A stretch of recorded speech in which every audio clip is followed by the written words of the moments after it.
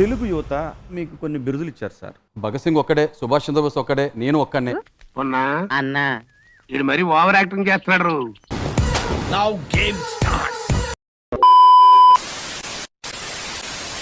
నోరు మంచిదైతే ఊరు మంచిది అవుతుంది అంటారు, కానీ మీ నోటి నుంచి వచ్చిన మాటలకి ఉదాహరణకి మీరు రెడ్ ఫ్లవర్ అన్నారు కదా, నేను రెడ్ ని తీసుకున్న పర్స్పెక్టివ్ వేరుగా తీసుకుంటాను. ఏమనుకున్నావు? పులి బిడ్డ మనం. పులి మీ ఇంటికి వచ్చిందా, మీ అమ్మాయి ఇంటికి వెళ్ళిందా? నిజాయితీ మనిషి ఫేక్ గా కాదు, ఫేర్ గుండే మనిషి రావాలని కోరుకున్నప్పుడు నిజాయితీగా ఉండాలి కదా అక్కడ. ఆ మాట నువ్వు చెప్పకూడదు. ఎందుకు చెప్తున్నావు? ఆ మాట నువ్వు చెప్పకూడదు. ఎంతసేపు మీరు నేను నేను నేను ఏంటి సార్ ఈ డబ్బా అని దొబ్బుతున్నారు బయట.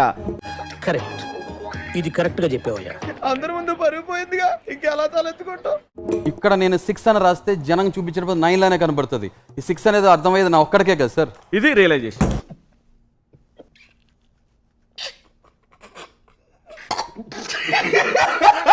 తెలుగు యువత మీకు కొన్ని బిరుదులు ఇచ్చారు సార్. భగత్ సింగ్ ఒక్కడే, సుభాష్ చంద్రబోస్ ఒక్కడే, నేను ఒక్కనే.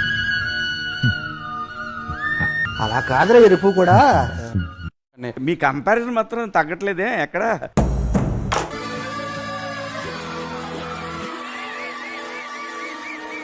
బిగ్ బాస్ హౌస్ లోకి వచ్చిన తర్వాత ఇతను చాలా మంచి మనిషి అని చెట్టు అవ్వాలా పీకి పడేశారు అంతే. నవ్వు ఆపుకుంటున్నావు కదరా?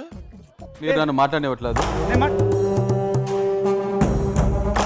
నీ గురించి విన్నాను, కొంచెం కొవ్వెక్కువని.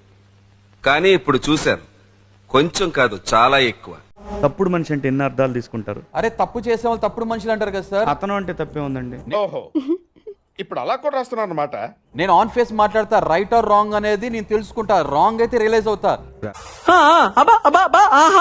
అర్థమైందా మీకు? బిగ్ బాస్ ఎంత తోపునైనా ఒంగోబెట్టి పొంగి బజాయిస్తండి. వీడేంటి తెగ ఫీల్ అయిపోయాడు. Okay bye.